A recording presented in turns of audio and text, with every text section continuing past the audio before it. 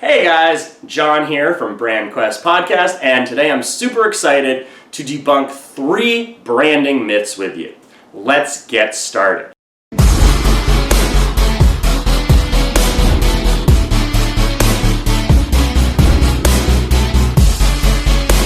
So when I first started my career in 2004, branding was one of those kind of soft, esoteric things that I didn't really spend a lot of time thinking about. I just thought brand equaled logos and colors. But I was really wrong. And over the past 15 years, I've learned that branding really is everything. And so I wanted to make this short video today to help you debunk some of these branding myths so that you understand the massive power of branding to build a business and a billion-dollar brand.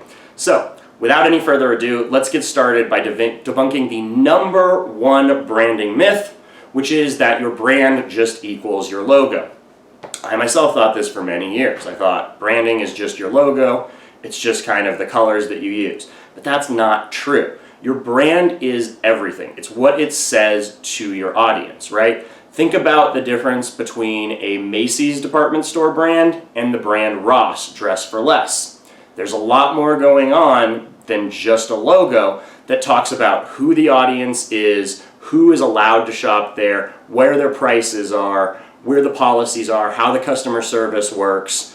All of these things are kind of communicated through the branding of Macy's or Ross Dress for Less, and it has nothing to do with their logos. So branding is really about what your business makes your audience feel.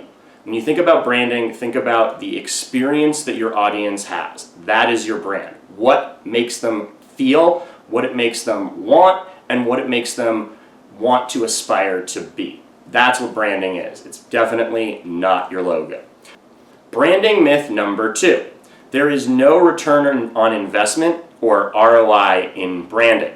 This is another huge branding myth. A lot of people think that your branding is just pretty or it's just your package wrappers and it's kind of a nice value add, but it's not something that actually leads to larger purchases, higher order values, and all that fun stuff. And this could not be more wrong. Your brand determines how much people are willing to pay for it, right? Volkswagen makes Porsches. A Porsche starts at $80,000, $90,000. A Volkswagen Jetta starts at around $16,000, $17,000. Why? Part of it's the engine and the differences, but most of it is branding. Most of it is what the Porsche brand says about the car versus what the Volkswagen brand says about the car. The same thing applies to almost everything. Why do some coaches and consultants get to charge $10,000 for a sales funnel while others struggle to charge $1,000? The difference is branding. What does the brand promise? What does the brand make the person feel? Are there high levels of trust, right? All of these things go into branding and lead directly to a return on your investment. Branding myth number 3. Branding is just visual. If you don't believe me, think about this simple idea. You can buy a purse for $10 at Ross. If you want to buy a Hermes Birkin bag, it's $30,000 and there's a 4-year waiting list. Why would anyone who just needs the utility value of carrying their stuff around wait 4 years and pay 30,000% more, right? Whatever the math is. Why? Brand. Because brand is a signal.